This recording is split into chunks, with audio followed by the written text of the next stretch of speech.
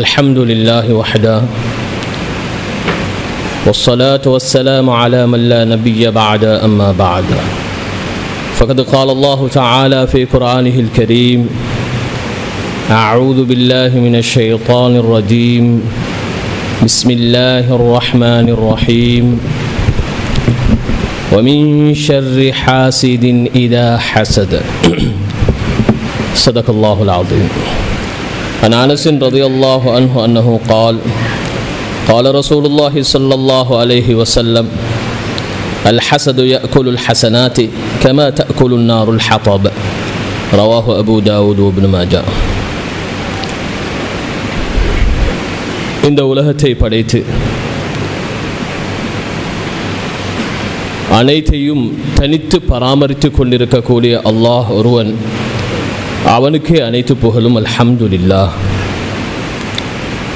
இந்த உலகத்துக்கு தீனுல் இஸ்லாத்தை கொண்டு வந்த எமது உயிரிலும் மேலான முஹம்மது ஸல்லல்லாஹு அலைஹி வஸல்லம் அன்னவர்கள் பேரிலும் அன்னவர்களை பின்பற்றிய சஹாபாக்கள், தாபியீங்கள், நல்லவர்கள் அனைவர்கள் பேரிலும் சலாத்தும் சலாமும் உண்டாவதாக.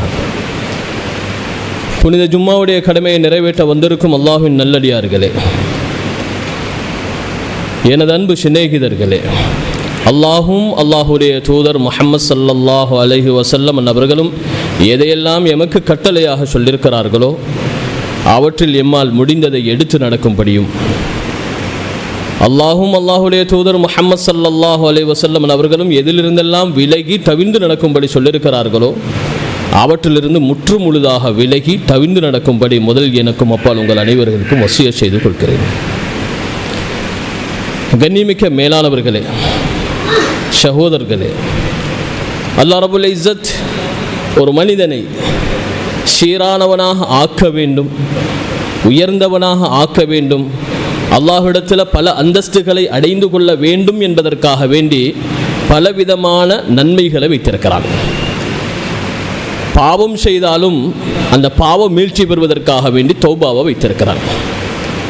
இதே நேரத்தில் நரகத்துக்குரியவர்கள் நரகத்துக்கு தயாராகுவதற்காக, நரகத்துக்குரியவர்கள் நரகத்துடைய அமல்கள் செய்யும் நோக்கத்தில் சில சமயங்களில் சில பாவங்கள் அல்லாஹு தாலா வைத்திருக்கிறான். ஹைரும் ஷர்ரும் அல்லாஹு தாலாவில் இருந்து தான் வருகின்றது, அதில் எந்த சந்தேகமும் இல்லை. ஆனாலும் நன்மைகள் அனைத்தும் அல்லாஹுவோடு இணைக்கப்படும், அவனோட சேர்த்து பேசப்படும். அல்லாஹுவால் நான் இதை செய்தேன். மனிதனால் நடக்கக்கூடிய பாவங்கள், மனிதனால் நடக்கக்கூடிய தவறுகள், மனிதனால் நடக்கக்கூடிய அவனுடைய மனோ இச்சைகளை பின்பற்றி நடக்கக்கூடிய விஷயங்கள், அது நஃப்ஸோடையும் ஷைத்தானோடையும் இணைச்சு பேசப்படும். அல்லாஹ்வின் பக்கம் இணைக்கப்பட மாட்டாது. அந்த வகையில் அல்லாஹு தஆலா மனிதனை எச்சரிக்கை செய்யும் நோக்கமாக,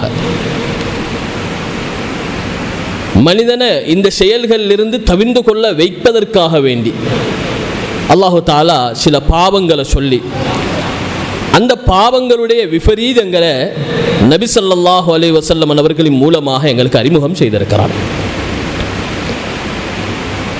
அப்படிப்பட்ட ஒரு பாவம் தான் அந்த பாவத்துக்கு பெரும் பாவங்களின் தாயென்று சொன்னாலும் மிகையாகாது, அவ்வளோ பொருத்தமாக இருக்கும். அந்த ஒரு பாவத்தினால பல பாவங்கள் மனிதனால் உருவாகின்றது. அந்த ஒரு பாவத்தினால மனிதன் அவனுடைய உயர்ந்த நிலையிலிருந்து கீழ்த்தரமான இழிவான நிலைக்கு தள்ளப்படுகிறான். அப்படியான ஒரு பாவம் இருக்கும் என்றிருந்தால் அது ஹசதாகத்தான் பார்க்கப்படுகிறது. பொறாமை. பொறாமை என்பது உலமாக்கள் 4 பகுதிகளாக அதை சொல்லியிருக்கிறார்கள். அதில் ஒரு வகையான பொறாமை, இது இன்னொருத்தரிடத்தில் இருக்கக்கூடிய நிஅமத், அல்லாஹ் கொடுத்த அருள் கொடைய தனக்கும் கிடைக்க வேண்டும், தன்னை சார்ந்தவர்களுக்கும் கிடைக்க வேண்டும், தன் பிள்ளைகளுக்கும் கிடைக்க வேண்டும் என்று ஆதரவு வைக்கக்கூடிய ஒரு வகையான பொறாமை. இந்த பொறாமைக்கு இன்னொரு பெயராக கிபுத்தா சொல்லக்கூடிய வார்த்தையை உலமாக்கள் சொல்லியிருக்கிறார்கள். இது ஆகுமான விஷயத்தில் ஆகுமாகவும் வாஜிபான சில விஷயங்களில் அனுமதிக்கப்பட்டதாகவும் பார்க்கப்படுகிறது. என்னிடத்திலும் இருக்க வேண்டும்.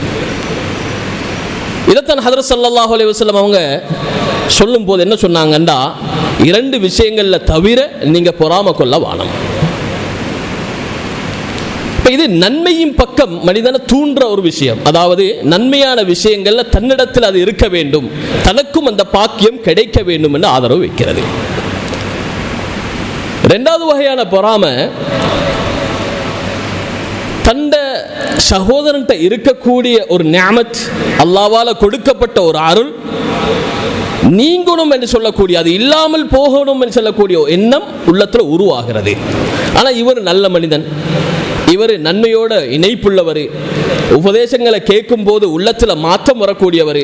ஆனால் இவர் அந்த எண்ணங்களுக்கு அதை இல்லாமலாக்கிக் கொள்வதற்கு முயற்சி செய்கிறார். அந்த எண்ணங்கள் வரும்போதெல்லாம் தௌபா செய்கிறார், இஸ்திக்ஃபார் செய்கிறார் என்றால் இவர் எண்ணினது தப்புதான் என்றாலும் இவருடைய தௌபாவை வைத்து அது மன்னிக்கப்படும். 3வது வகையான வகை, அதாவது பொறாமையில 3வது வகை,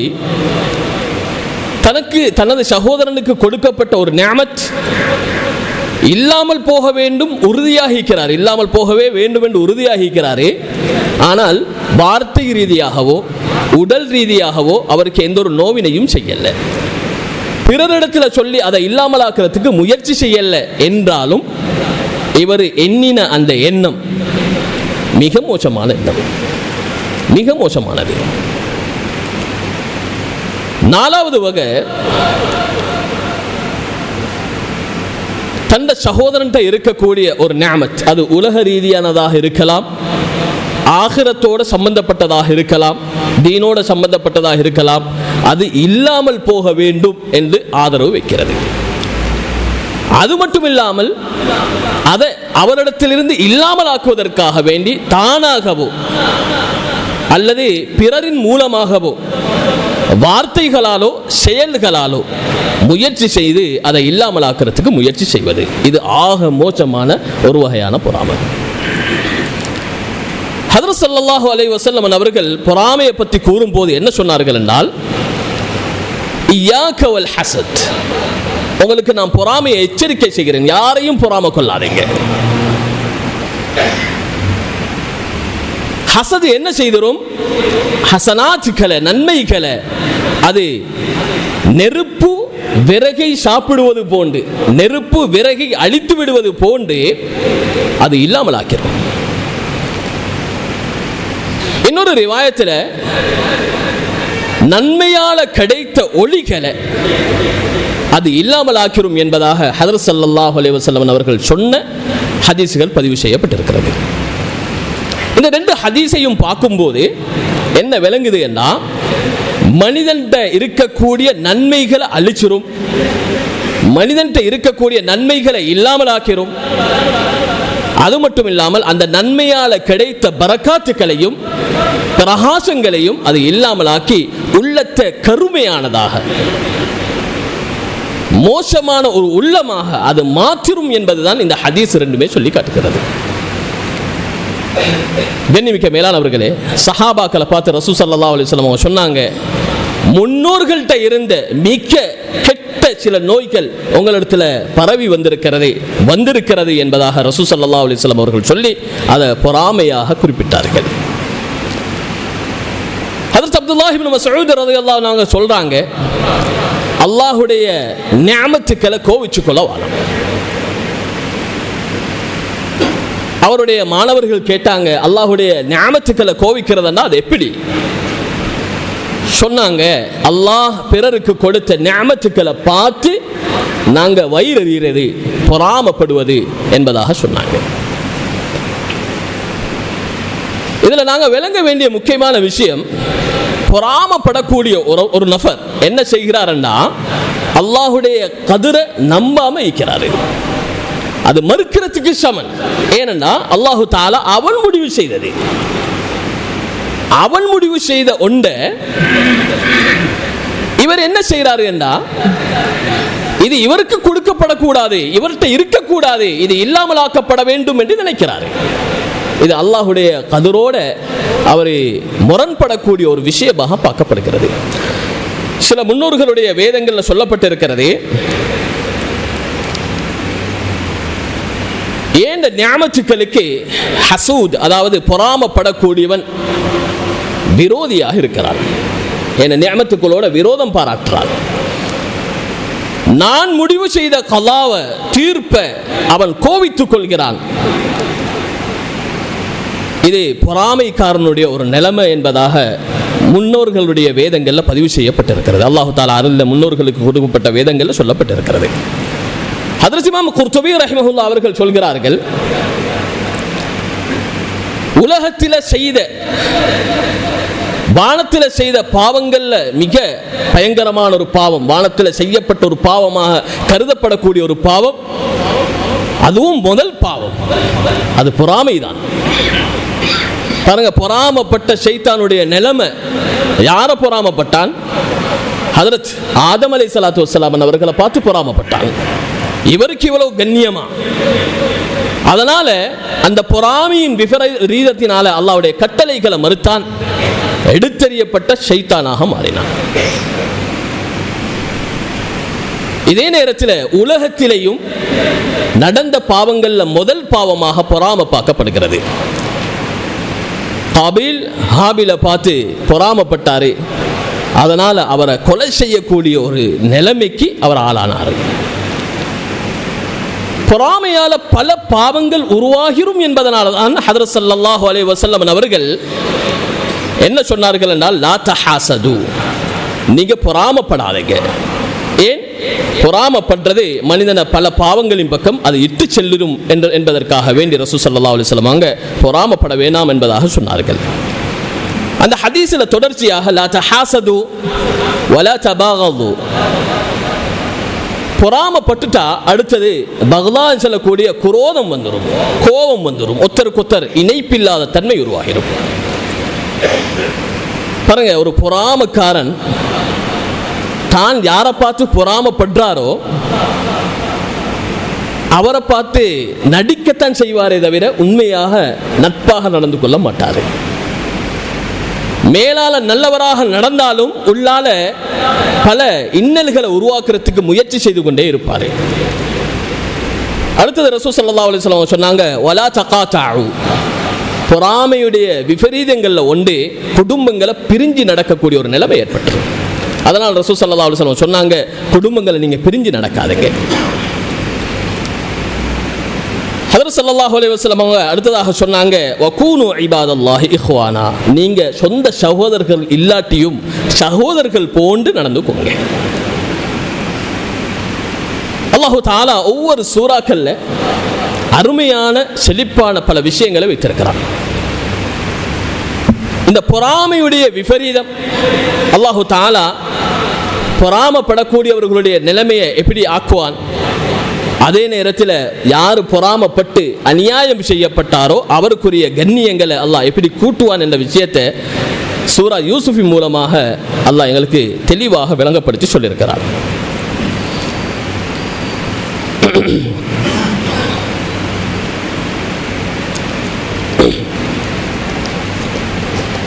சூரா யூசுஃப்ல ஹஜ்ரத் முஹம்மது பின் இஸ்ஹாக் ரஹிமஹுல்லாஹ் அவங்க தெளிவுபடுத்தும் போது அழகாக விளங்கப்படுத்துறாங்க. யூசுப் அலைஹிஸ்ஸலாத்து வஸ்ஸலாம் அவர்களுடைய சகோதரர்கள் 11 பேர் இருந்தாங்க. அதில் 10 பேர் யூசுப் அலைஹிஸ்ஸலாத்து வஸ்ஸலாம் அவர்களோட மிக குரோதமாக மிக பொறாமையாக நடந்து கொண்டாங்க. ஆனால் இவ்வளவுக்கும் யாரு என்றா சொந்த சகோதரர்கள், ஒரு தந்தை பிள்ளைகள், நபியுடைய பிள்ளைகள். சில உலமாக்களுடைய கருத்துப்படிக்கு பின்னால காலத்தில் நபிகளாக மாற்றப்பட்டவர்கள். இதை சொல்றதுனால நாங்கள் யோசிக்க கூடாது, அவங்க தவறாக சிறு வயதில் இருக்கும் போது செய்த ஒரு குற்றத்தை அல்லாஹ் சொல்லி காட்டி எங்களுக்கு விளங்கப்படுத்துறான் பொறாமையுடைய விபரீதம் எப்படிப்பட்டது. முஹம்மது பின் இஸ்ஹாக் ரஹிமஹுல்லாஹ் அவங்க சொல்றாங்க, இந்த யூசுப் அலைஹிஸ்ஸலாத்து வஸ்ஸலாம் அவர்களுடைய பிள்ளைகளால எப்படிப்பட்ட மோசமான விஷயங்கள் உருவாகிச்சு என்றா, அவங்களால முதலாவது குடும்பத்தை பிரியக்கூடிய, குடும்பத்தை துண்டிச்சு நடக்கக்கூடிய ஒரு நிலைமை ஏற்பட்டுச்சு. தங்களுடைய இரக்கமான சகோதரன் என்ன செய்தார்கள், கொலை செய்யணும் என்று முடிவு செய்தார்கள்.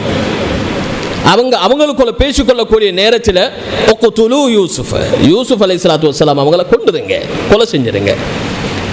அல்லது ஒரு கயாபத்துல் ஜுப், ஒரு கிணற்றில் மேல் பகுதி கட்டப்படாத, மேல் பகுதி சிறிசாக இருக்கக்கூடிய கீழ்ப்பகுதி இடிஞ்ச ஒரு கிணற்றில் தள்ளிருங்க.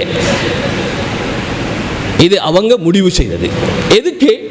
தந்த குடும்பத்தை விட்டு பிரிப்பதற்காக வேண்டி. பொறாமையுடைய விபரீதம் எவ்வளவு மோசமானது. ஏன்னா சில நேரங்களில் கொல்லவும் அடுத்தவனுடைய உயிரை எடுக்கவும் துணிஞ்சிருவாங்க. இது எங்களுக்கு முன்னோர்களுடைய சம்பவத்தில் அல்லாஹு தஆலா விளங்கப்படுத்தின ஒரு விஷயம். அதனால தான் ரசூல் ஸல்லல்லாஹு அலைஹி வஸல்லம் அவங்க சொன்னாங்க, லா தஹாசது. ரெண்டாவது, அவங்க செய்த மிகப்பெரிய குற்றம், இதெல்லாம் பெரிய குற்றங்கள், மிகப்பெரிய குற்றம், தன்னுடைய பெற்றோர்களுடைய உள்ளத்தை நோகடித்தது. எப்படி உள்ளத்தை நோகடிக்கிறாங்க? வாப்பாவை பின்னால குறை சொல்றாங்க. என்ன சொல்றாங்க? எங்கட வாப்பா தெளிவான ஒரு தவறு செஞ்சு கொண்டிருக்கிறாங்க. தந்த வாப்பாவுடைய மரியாதையை மதிக்காம, அவர் நபி என்று கூட கருதாம தந்த வாப்பாவுடைய குறைய பின்னால பேசுறாங்க, வாப்பாவை நோவிக்கிறாங்க. அது மட்டுமல்லாம பொய்யான வாக்குறுதிகள் கொடுத்து யூசுப் அலைஹிஸ்ஸலாத்து வஸ்ஸலாம் அவர்களை குடும்பத்தில் இருந்து பிரிக்கிறதுக்கு முயற்சி செய்றாங்க. என்ன சொல்றாங்க? வாப்பட்ட வந்து, இவ்வளவு காலமும் யூசுப் அலைஹிஸ்ஸலாத்து வஸ்ஸலாம் அவங்களை எங்களோட அனுப்பல, நீங்க அனுப்புங்க, நாங்க பாதுகாப்பாக இருப்போம், அவருக்கு பாதுகாவல் செய்வோம், அவரை நாங்க கவனிச்சு நடத்தி கொள்வோம். பாப்பா ஒரு காரணம் சொன்னாரு, நீங்க கூட்டிக் கொண்டு போனா ஒரு நேரம் ஓனாய் அவரை பிடிச்சிரும்.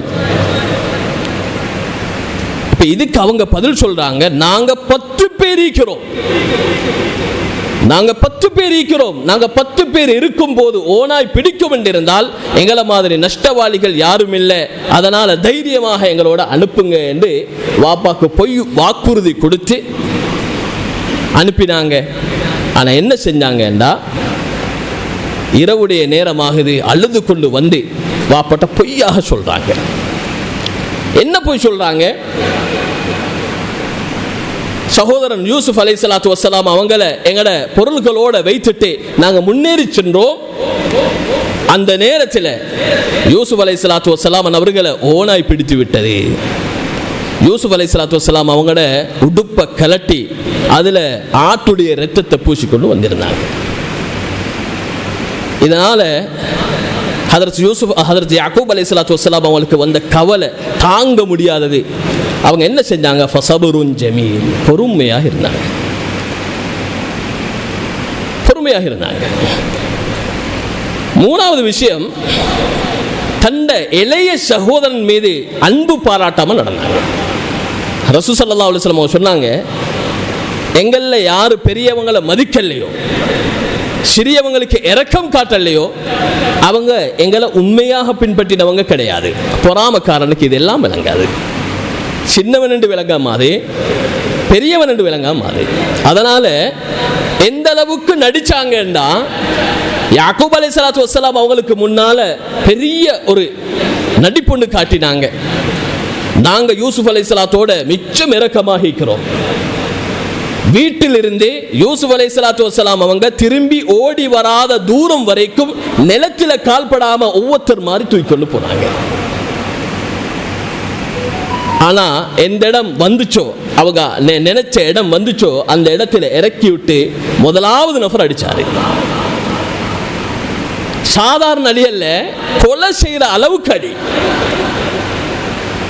ரெண்டாவது நபர்கிட்ட ஓடி வந்தாங்க, ரெண்டாவது சகோதரன் ஓடி வந்தாங்க, இவர் அடிக்கிறாரு பாருங்க, அவரு மாறி அடி. இப்படி ஒவ்வொருத்தரா மாறி மாறி மாறி மாறி 10 பேரும் சேர்ந்து ஒவ்வொருத்தரா அடிச்சாங்க. தன்னை இரக்கமான சகோதரன், சின்ன சகோதரன், ஆனா அவங்க பார்க்கல பொறாமையுடைய விபரீதம். அவங்க இவ்வளவு கொடூரமாக நடந்து கொண்டாங்க. சரி, என்ன என்ன அமைப்பில் அவங்களுக்கு என்ன விஷயத்துக்கு பொறாம வந்துச்சு என்றா அல்லாஹ் தஆலா அதையும் சொல்லிக்கிறார். யூசுப் அலைஹிஸ்ஸலாம் எங்களை விட எங்கட வாப்பாவுக்கு மிச்சம் இரக்கமானவராக இருக்கிறாரே, அதனால வந்த பொறாமை தான் இது. இந்த இடத்துல அல்லாஹ் தஆலா பிள்ளைகளை பெற்று வளர்க்கக்கூடிய தகப்பன்மாருக்கு, தந்தைகளுக்கு, தாய்மார்களுக்கு ஒரு அரிய உபதேசம் செய்திருக்கிறார். உங்களோட எல்லா பிள்ளைகளையும் எல்லா அமைப்பிலையும் சமத்துவமாக நடத்துங்க. நீங்க பாகுபாடு பார்க்கும் போது பின்னால காலத்தில் அது உங்களுக்கு விபரீதமாக அமையும். ஹதரத் நுஅமான் இப்னு பஷீர் ரலியல்லாஹு அன்ஹு சம்பவம், அழகான சம்பவம். பஷீர் ரலியல்லாஹு அன்ஹு அவங்களோட மகனுக்கு என்ன செய்யறாங்கன்னா, ஒரு அடிமையை கொடுக்குறாங்க அவங்களுக்கு உதவியாக ஈக்கட்டும் என்று. ரசூல் ஸல்லல்லாஹு அலைஹி வஸல்லம் அவங்கள்ட்ட வந்து சொன்ன உடனே கேட்டாங்க, நீங்க உங்களோட எல்லா பிள்ளைகளுக்கும் கொடுத்தீங்களா? அவர் சொன்னார் இல்லை. அப்ப என்ன சொன்னாங்க, உங்களோட எல்லா பிள்ளைகளுக்கும் கொடுங்க, அதுதான் நீதமான முறை. ஏன்னா சமத்துவமாக நடத்தணும். ஹயாத்தோட ஈக்கும் போது எல்லா பிள்ளைகளும் என்ற பிள்ளைகள். யூசுப் அலைஹிஸ்ஸலாத்து வஸ்ஸலாம் அவங்க ஏன் அவங்களோட இரக்கமா நடந்தாங்கன்னா, சின்ன பிள்ளைகள், தாய இழந்த பிள்ளைகள், நபியாக வரப்போறாரு என்று அறிவிப்பு செய்யப்பட்ட பிள்ளை, அதனால தான் இரக்கமா நடந்தாங்க. இதை இவங்க தவறாக விளங்கி கொண்டாங்க. ஆனா நபியுடைய பிள்ளைக்கே தவறான விளக்கம் வரும் என்று இருந்தா எங்கட பிள்ளைகளுக்கு வராதா? அதனால் அழகிய ஒரு உபதேசம் அல்லாஹ் தஆலா இந்த இடத்துல செய்திருக்கிறார். அடுத்தது சூழ்ச்சிகள் செய்ய ஆரம்பிப்பாங்க. வாக்குறுதிகளுக்கு நம்பிக்கைக்கு மோசடி செய்ய ஆரம்பிச்சிருவாங்க. நாங்கள் ஏற்கனவே சொன்ன மாதிரி நம்பினாங்க பாதுகாப்பாங்கன்னு, ஆனா அவங்க அதுக்கு மோசடி செஞ்சாங்க. பொய்கள் சொல்லுவாங்க. இது நாங்கள் ஏற்கனவே பார்த்தோம். குர்ஆனுடைய ஆயத்திலே அல்லாஹ் சொல்லியிருக்கிறான், அவங்க பொய் சொல்லித்தான் என்ன ஹதரத் யாக்கூப் அலைஹிஸ்ஸலாத்து வஸ்ஸலாம் அவங்கள ஏமாற்ற முயற்சி செய்தாங்க. இந்த ஹதரத் முஹம்மது பின் இஸ்ஹாக் ரஹிமஹுல்லாஹ் அவங்க சொல்லாத பல விஷயங்களும் இன்னும் இருக்கிறது. அது பொறாமையினால் உருவாகக்கூடியது. யாக்கூப் அலைஹிஸ்ஸலாத்து வஸ்ஸலாம் அவங்களோட பிள்ளைகள்கிட்ட இருந்ததல்ல. யாருக்கு பொறாமை இருக்குதோ அவங்க யாரை பார்த்து பொறாமப்படுவாங்களோ அவங்களுக்கு கண் வைத்திருவாங்க, கண்ணால நோவினைகள் செய்திருவாங்க. ஹதரத் ஸல்லல்லாஹு அலைஹி வஸல்லம் அவங்க சொன்னாங்க, அல் ஐனு ஹக்குன், கண்ணூர் உண்மையானது, ஹக்கானது. லௌகான ஷைஉன் சாபகல் கதர லசபகத்துல் ஐன். அதனால ஹதீஸ்ல தெளிவாக சொல்லப்பட்டிருக்குது, பல ஹதீஸ்கள் அறிவிக்கப்பட்டிருக்கிறது, கண்ணூர் உண்மையானது. பொறாமையுடைய விபரீதங்கள்ல இன்னொன்று சூனியம் செய்ய முயற்சி செய்வாங்க. ஏன் ஹதரத் ஸல்லல்லாஹு அலைஹி வஸல்லம் அவங்க எவ்வளவு இரக்கமான நபி, யாருக்கும் நோவினை செய்யாத நபி. ஆனா நபி ஸல்லல்லாஹு அலைஹி வஸல்லம் அவங்களுக்கு யஹூதிகள் சூனியம் செய்தாங்க. ரசூல் ஸல்லல்லாஹு அலைஹி புகாரி ஷரீஃப்ல வரக்கூடிய ரிவாயத்தை நினைக்கிறேன். ரசூல் ஸல்லல்லாஹு அலைஹி வஸல்லம் அவங்க தூங்கி கொண்டு இருக்கிறாங்க. ரெண்டு மலக்கள் வந்து தலைமாட்டிலையும் கால் மாட்டிலையும் உட்கார்ந்து கொண்டு பேச ஆரம்பிக்கிறாங்க. இவர் யாரு? ஒருத்தர் சொல்றாரு, மத்பூப், சூனியம் செய்யப்பட்டிருக்கிறது. யார் செய்தது? செய்தாளுடைய பேர் சொல்லப்படுது. எங்க செய்திருக்கிறாங்க? இந்த இடத்துல செய்திருக்கிறாங்க. அதை எங்க வச்சிருக்கிறாங்க? இந்த கிணத்துல. இப்படி ஒவ்வொரு விஷயமா சொல்லப்பட்டு ஹதரத் ஸல்லல்லாஹு அலைஹி வஸல்லம் அவங்க அந்த சூனியத்தை இல்லாமலாக்கினாங்க. அல்லாஹ் தஆலா சூனியத்தை இல்லாமலாக்குறதுக்கு தான் இந்த முஅவ்விதத்தைனுடைய ஆயாத்துக்களை அல்லாஹ் தஆலா இறக்கி வச்சார். அதனால எங்கள்கிட்ட ஹசத் என்றது வரலாம். வராமிக்கிறதுக்கு என்ன வழி? லேசான ஒரு வழி. நாங்க யாரை பார்த்து எங்கட உள்ளத்துல இவர்கிட்ட இவ்வளவு விற்கிதே அப்படி என்ற எண்ணம் வருதோ அவருடைய சொத்துக்கு பரக்கத்துக்காக வேண்டி துஆ செய்யும். யா அல்லாஹ் இன்னும் பரக்கத்தாக்கி கொடு, இன்னும் செழிப்பாக்கி கொடு, இன்னும் பார்த்தா அவரை பார்த்து சந்தோஷப்படக்கூடிய அளவுல நல்லா வச்சிரு, அவருக்கு கொடுக்கக்கூடிய இந்த பொருளாதாரத்தை கொண்டு நிறைய ஏழைகளுக்கு உதவி செய்யக்கூடிய பாக்கியத்தை கொடு சொல்லி அல்லாஹ்விடத்துல துஆ கேட்டா அல்லாஹ் தஆலா நாளடைவுல அந்த பொறாமை இல்லாமல் ஆக்குவார். அதிகமாக திக்ர் செய்யணும். அல்லாஹ்வுடைய திக்ர் மனிதனுடைய உள்ளத்தை சுத்தப்படுத்தும்.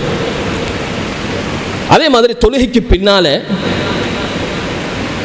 முஅவ்விதத்தைன் குல் அஊது பிரப்பில் ஃபலக், அதே மாதிரி குல் அஊது பிரப்பின் நாஸ் போன்ற சூறாக்களை ஓதி வர வேண்டும். இப்படி பல விஷயங்கள் உலமாக்கள் சொல்லிக்கிறாங்க. நேரத்தை நான் கருத்தில் கொண்டு முடிச்சுக்கொள்றேன். ஏண்டா இது ஆக பயங்கரமான நோய். ஏன்னா எங்களை முஸ்லீம் சகோதரர்களுக்கு இடையில பிளவுகளை உருவாக்குறதுக்கு, குடும்பங்களுக்கு இடையில பிளவுகளை உருவாக்குறதுக்கு காரணமாக அமைய போற பயங்கரமான நோய். அந்த நோய் எங்களுக்கு வரக்கூடாது. நபி ஸல்லல்லாஹு அலைஹி வஸல்லம் அவங்க இதனால தான் சொன்னாங்க, லா தஹாசது, பொறாமப்படாம வாழ்ந்துருங்க. எனவே அல்லாஹு தஆலா இந்த உலகத்தில் வாழும்போது யாரையும் பார்த்து பொறாமப்படாதவர்களாக வாழக்கூடிய பாக்கியத்தை நசீபாக்குவானாக. இரக்கமுள்ள ரஹ்மானே, கிருபையுள்ளவனே, கண்ணியமானவனே, யா அல்லாஹ் உலகத்திலேயும் ஆகிரத்திலேயும் ஹைரானதை நசீபாக்குவாயாக, ஹசனாவை நசீபாக்குவாயாக. இரக்கமுள்ள ரஹ்மானே, கிருபையுள்ளவனே, கண்ணியமானவனே, எங்களோட உள்ளத்தை பரிசுத்தமானதாக ஆக்கி வைப்பாயாக. யா அல்லாஹ் உன்னை கட்டளைகளை பின்பற்றி எடுத்து நடக்கக்கூடிய பாக்கியத்தை நசீபாக்குவாயாக. நபி ஸல்லல்லாஹு அலைஹி வஸல்லம் அவரோட சுன்னாக்களை எடுத்து நடக்கக்கூடிய பாக்கியத்தை தந்தருள்வாயாக. யா அல்லாஹ் இந்த பெற்றோர்களுடைய பாவங்களை மன்னித்தருள்வாயாக, அவர்களுக்கு ஜன்னத்துல் ஃபிர்தௌஸ் நசீபாக்குவாயாக. யா அல்லாஹ் எமது பிள்ளைகளுக்கு மேலான பாக்கியங்களை நசீபாக்குவாயாக. யா அல்லாஹ் அவர்களுக்கு குர்ஆன் ஹதீஸுடைய இல்ம நசீபாக்குவாயாக. ஆமீன் ஆமீன் யா ரப்பல் ஆலமீன். அல்ஹம்துலில்லாஹி ரப்பில் ஆலமீன்.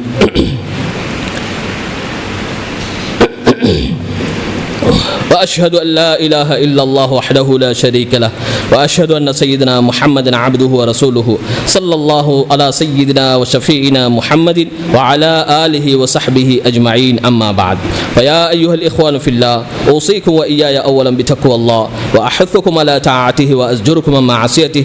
إن ديننا دين الإسلام يهدي إلى سبيل الرشاد، وشارعه النبي صلى الله عليه وسلم بين ذلك في سيرته الجميلة، ولم تبق في قلبه زخرفة الدنيا، وهو الذي قال لو كانت الدنيا تعدل عند الله جناح بعولة ما سكى كافر شربة ماء.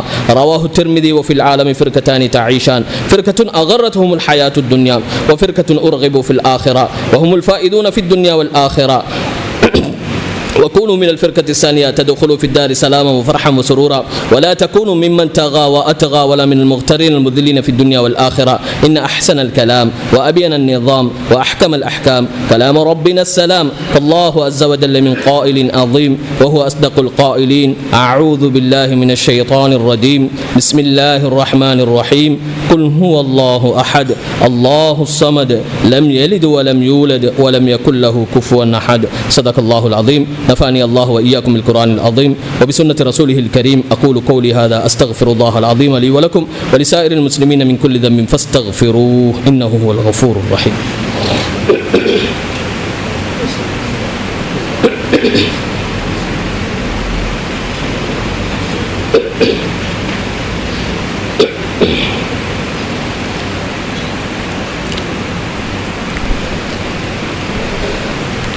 الحمد لله الذي أرشدنا إلى صراط مستقيم، والذي أنعم علينا بدينه القويم، وأشهد أن لا إله إلا الله وحده لا شريك له، وأشهد أن سيدنا محمدا عبده ورسوله صلى الله وسلم على رسوله الأمين سيدنا محمد وعلى آله وصحبه ومن تبعهم بإحسان إلى يوم الدين. أما بعد، فيا أيها الإخوان في الله، اتقوا الله وأطيعوه، وإن أكرمكم عند الله أتقاكم.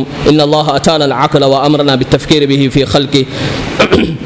فقد جعل الله ليلا ونهارا، وكل منهما يجري على تدبيره وتقديره، فإذا أدبر الليل أقبل النهار، وإذا أدبر النهار أقبل الليل، فيجب علينا أن نتأمل في هذا من يفعل هذا وما قائدة هذا ولمن قائدة هذا. فيا أيها الإخوان في الله، اعبدوا الله حق عبادته، هذه غاية الأهداف، وتفكروا في خلق الله، واتقوه في جميع الأوقات، ولا تهملوا لهلة ما في اتباع الشهوات، واتبعوا كتاب الله وسنة رسول الله صلى الله عليه وسلم كي لا تكونوا في الضلالة. قال رسول الله صلى الله عليه وسلم: تركت فيكم أمرين لن تضلوا ما تمسكتم بهما، كتاب الله وسنة رسول الله صلى الله عليه وسلم.